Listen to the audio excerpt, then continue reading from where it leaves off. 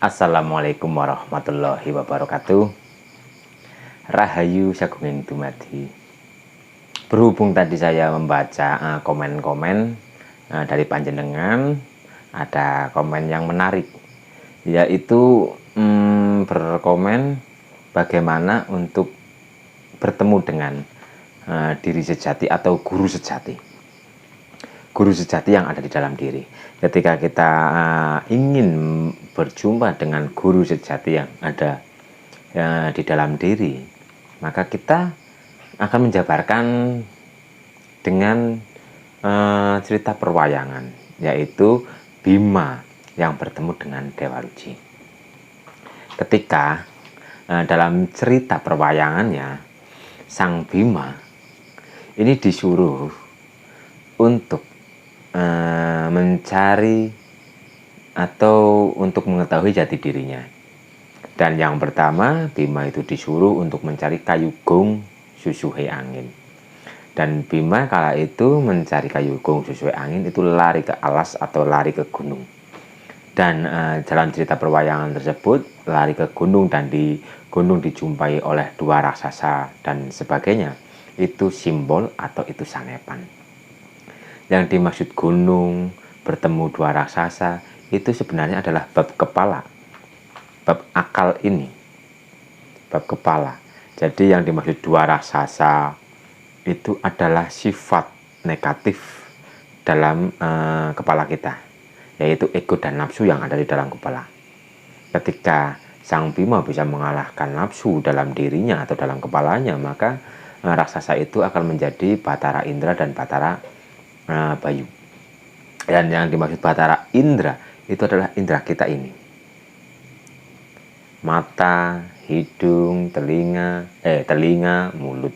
Ini Batara Indra, ini hubungannya dengan panca indera kita. Karena panca indera kita jika tidak dijaga, ini akan membuat kerusakan bagi diri kita sendiri. Ini akan mendolimi diri kita sendiri. Jadi ini harus dijaga. Dan Batara Bayu itu hubungannya dengan angin, yaitu nafas. Nafas kita pun jika tidak dijaga itu akan merusak atau mendolimi diri kita sendiri. Jadi Bima mencari ke gunung, mencari kayu gong susue angin, itu adalah mencari lewat akal. Ketika mencari lewat akal, Bima itu tidak menjumpai apa-apa. Yang Bima jumpai adalah dua monster, yaitu sifat indera dan sifat nafas. Jika tidak dikendalikan itu akan merusak atau mendolimi diri kita sendiri, sehingga Sang Bima itu mengalahkan sifat-sifat negatif yang ada di pikiran. Ketika Sang Bima telah mengalahkan monster tersebut, maka Sang Bima akan paham dengan yang dimaksud kayu gong susue angin. Kayu itu adalah hayu atau hidup, gong itu besar, sosoh itu adalah contohnya seperti sosoh manuk atau rumah burung. Burung itu tempatnya di sini, maka pagi ia keluar, sore ia pulang. Jadi tempat keluar masuk sang burung ini.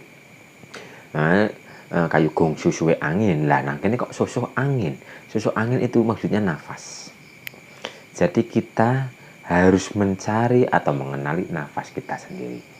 Ngeningno cipto, mandeng pucuki inggrono, madep mantep kang marbuaseso, mekek babagan hawa songo. Jadi kita harus mengheningkan cipta. Kita harus mengheningkan atau kita harus melepas keterikatan, keinginan diri kita ini. Karena keinginan itu adalah ego, keinginan itu adalah nafsu. Sejatinya diri kita tidak mempunyai keinginan, karena kita seharusnya mengikuti kehendak Sang Maha. Kita diutus ke alam dunia ini hanya untuk mengikuti arahan dari Sang Maha. Kita harus berjalan pada jalan yang lurus. Dan Sang Bima ketika sudah mengalahkan ego dalam pikirannya, nafsu dalam pikirannya, maka Sang Bima itu diperintah untuk masuk ke dalam samudra. Dan samudra di sini itu ya simbol juga, karena samudra yang dimaksud itu adalah hati, yaitu samudraning batin. Ketika Sang Bima masuk ke dalam samudra, Bima itu ditemui oleh ular naga. Ular naga itu pun simbol. Ular itu adalah binatang yang memakan segala sesuatu itu langsung ditelan mentah-mentah. Sang ular itu memakan apapun itu langsung ditelan mentah-mentah atau ditelan bulat-bulat. Dan ular itu, ularnya ular naga yang identik mempunyai api atau semburan api. Itu pun simbol amarah dalam diri kita, itu simbol angkara murka dalam diri kita. Jadi jika kita mendengar sesuatu apapun itu harus kita kupas, harus kita kunyah dulu atau kita cari dulu kebenarannya. Jangan menelan mentah-mentah. Itu sanepan atau simbol dari ular naga. Kenapa api? Ya, api itu sifatnya panas. Api itu selalu menuju ke atas, yaitu tinggi hati, yaitu sombong. Seperti iblis itu dikutuk, dikeluarkan dari surga karena mempunyai sifat sombong. Sang iblis mempunyai rasa bahwa dirinya itu merasa lebih tinggi daripada yang lain. Itu sifat iblis. Dan ketika kita ingin menemukan diri sejati atau guru sejati yang ada di dalam diri kita, kita harus mengalahkan sifat-sifat tinggi hati, sifat sombong, amarah yang sifatnya negatif. Itu harus kita kalahkan. Dan setelah Sang Bima itu telah mengalahkan ular naga, maka baru di situ guru sejati itu akan muncul. Sang Dewa Ruci akan muncul. Dewa Ruci itu pun sanepan, ruci, ruh kang suci. Ruci yaitu jati diri menungso kabeh. Jadi ruh yang suci ini sebenarnya adalah guru sejati kita yang selalu menuntun dan membimbing diri kita. Inilah guru sejati yang ada di dalam diri kita. Dan guru sejati ini dalam umum itu disebut dengan kata hati. Jadi kata hati itu tidak pernah berbohong. Ketika kita mungkin melakukan kesalahan dan sebagainya, hati ini sebenarnya selalu menasehati kita. Ya inilah Dewa Ruci. Ya inilah guru sejati yang ada di setiap diri manusia. Dewa Ruci ini adalah ruh sejati, ruh yang suci, yang asalnya dari Gusti. Oleh karena itu, ketika kita ingin mengenal Tuhan kita, kita harus mengenal dengan ruh kita dulu yang suci, ruh yang sejati, yang tahu jalan pulang. Ruh inilah yang diberitahu jalan pulang. Ruh inilah yang diberitahu di alam dunia ini tugasnya untuk apa dan bagaimana. Ya ruh kita ini, ruh sejati dalam diri kita semua. Kenalilah ruh kita. Siapapun yang mengenal dengan ruhnya, maka ia akan kenal dengan Tuhannya. Barang siapa kenal dengan Tuhan, barang siapa kenal dengan ruhnya, maka ia akan kenal dengan Tuhannya. Man arafa nafsahu faqad arafa rabbahu. Sapa wonge kenal dengan dirinya, maka ia akan kenal dengan Tuhannya. Tapi yang dimaksud diri di sini itu bukan sekedar diri raga, itu bukan sekedar diri jiwa, tapi lebih ke diri ruh. Karena diri raga, kita semua tahu diri raga kita. Diri raga kita ini yang berfisik. Dan masuk lagi ke dalam. Diri jiwa itu akal. Diri ruh itu ada di sini, yaitu hidup yang ada di dalam diri kita. Jadi untuk mengenal Tuhan, kita harus masuk ke dalam diri batin kita yang sejati, yaitu ruh yang sejati itu ada di sini. Akal ini, jiwa ini tidak akan pernah mampu menyaksikan Tuhan. Karena yang bisa menyaksikan Tuhan itu adalah ruh kita. Ruh yang asalnya dari Tuhan kita. Sangkan paraning dumadi, asalekan Gusti, ya kudu balik marang Gusti. Innalillahi wa inna ilaihi rajiun.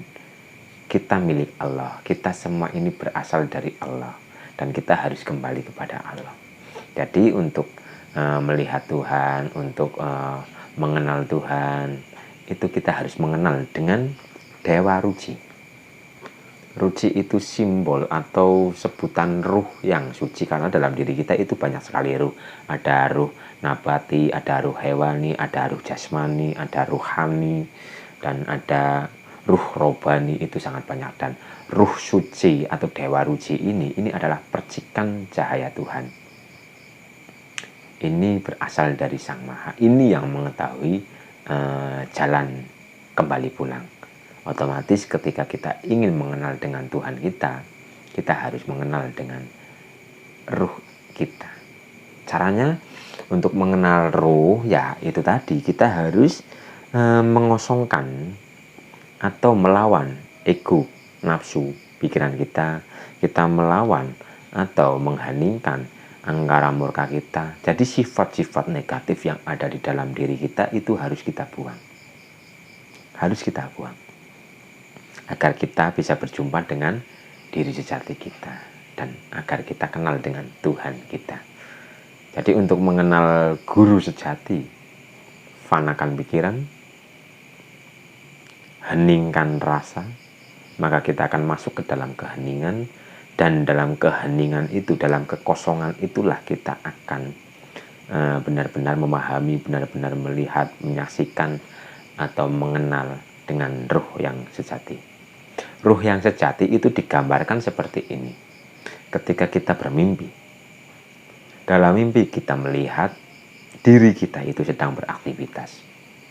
Yang kita lihat ketika kita sedang beraktivitas itu adalah jiwa. Ruh kita itu adalah yang melihat kita sedang beraktivitas. Jadi dalam mimpi itu kan kita biasa melihat kita mungkin sedang beraktivitas, bekerja, atau sedang apa. Tapi seolah-olah dari kejauhan itu ada yang mengamati mimpi itu. Dari kejauhan ada yang melihat mimpi itu tanpa ekspresi, tanpa merespon, dan sebagainya. Ya itulah ruh kita. Kenalilah yang itu. Jika kita sudah kenal dengan yang mengamati, yang melihat, yang menyaksikan mimpi kita, maka kita akan kenal dengan Tuhan kita. Jadi inti utama adalah kita mengenal diri. Diri sebenar-benar diri, yaitu ruh. Karena yang tahu Tuhan kita itu sang ruh, bukan sang jiwa. Jiwa itu letaknya di sini. Oleh karena itu, siapapun orangnya yang terkena gangguan jiwa, itu berarti sel saraf dalam otaknya itu ada yang konslet. Dan ketika kita tidur, jiwa kita itu off, jiwa kita masuk ke dimensi yang lain, sehingga kita tidak sadar.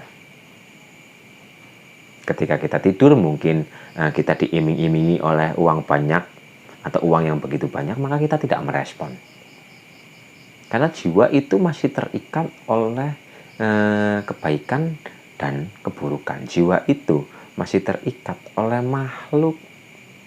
Tapi ketika jiwa itu fana, ketika jiwa itu off, maka sang jiwa itu sudah tidak terpengaruh oleh baik dan buruk.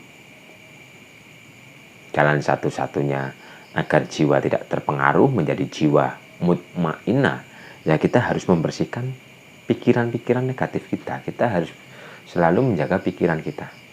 Kita harus ngolah pikir. Jadi pikiran kita harus diolah agar selalu berpikir yang baik-baik, selalu berpikir yang positif-positif. Setelah pikiran ini sudah jernih, sudah bersih, maka kita akan memasuki dimensi yang lebih tinggi, yaitu dimensi ruh. Ruh kita ini sudah tidak terpengaruh oleh baik dan buruk. Ruh kita ini sudah tidak akan senang jika disanjung, sudah tidak akan sedih atau marah ketika kita dicaci maki dan sebagainya. Karena ruh kita itu terbebas dari ikatan-ikatan atau belenggu-belenggu makhluk. Ruh kita itu hanya yang dipandang itu adalah Tuhan kita. Ruh kita itu membawa amanat. Ruh kita itu membawa tugas. Jadi ruh kita itu hanya menjalankan kebenaran. Dan kebenaran itu sudah tidak terikat oleh baik dan buruk.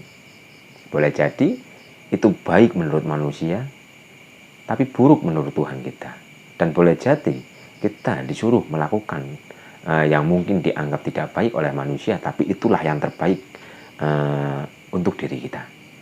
Jadi kita harus bisa membedakan mana jiwa, mana ruh.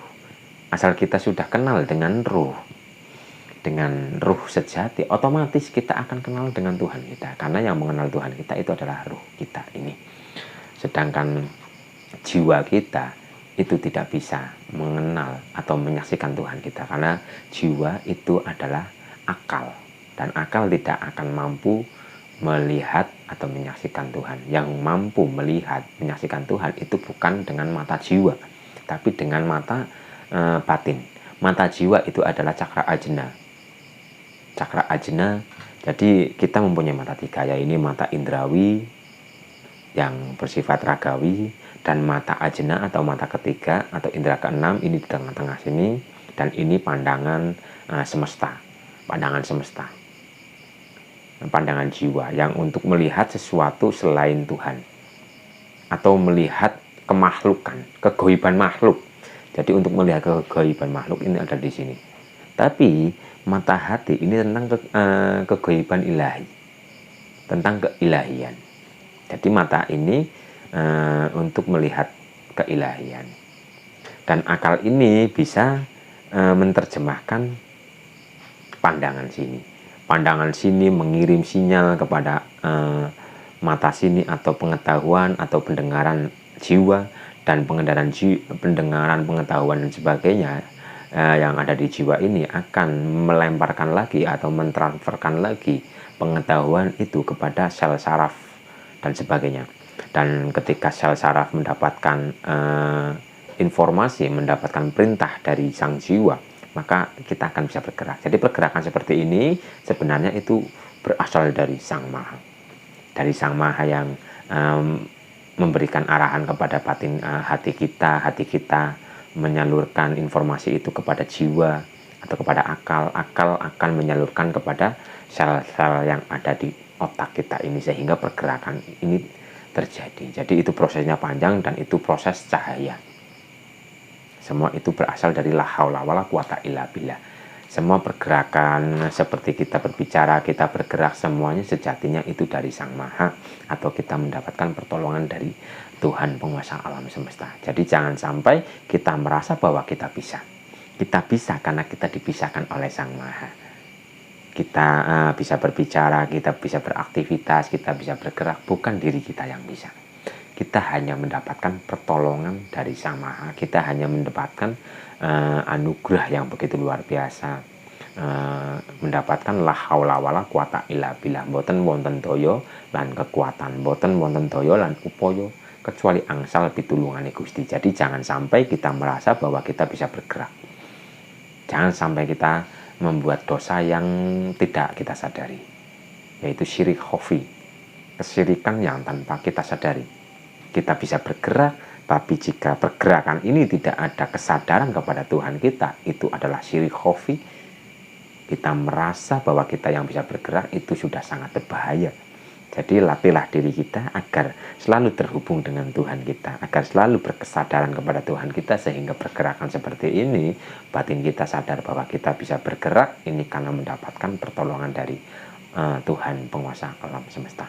Jadi inti dari semua itu adalah kita membersihkan kekotoran-kekotoran batin kita ini, kekotoran-kekotoran pikiran, kekotoran-kekotoran hati, dan kekotoran-kekotoran perilaku yang telah tercatat oleh semesta ini. Karena semesta ini itu pun mencatat pergerakan, semesta ini pun mencatat radiasi dari energi yang kita pancarkan. Karena setiap aktivitas, setiap gerakan itu memancarkan radiasi energi, dan semesta atau ruang-ruang di sekitar kita itu akan menangkap energi-energi tersebut. Jadi bersihkanlah semuanya, bersihkanlah energi yang memancar atau yang telah tercatat di semesta. Bersihkan pikiran-pikiran negatif dalam pikiran kita ini, dan bersihkanlah batin kita ini, agar kita bisa dijumpai atau Sang Dewa Ruci mau menjumpai diri kita. Syaratnya kita harus membersihkan kekotoran-kekotoran batin kita agar kita dapat menemukan kebenaran yang sejati, agar kita selalu dituntun dan dibimbing oleh guru sejati yang ada di dalam diri kita ini. Dan guru sejati yang ada di dalam diri kita itu letaknya ada di tengah-tengah dada kita ini.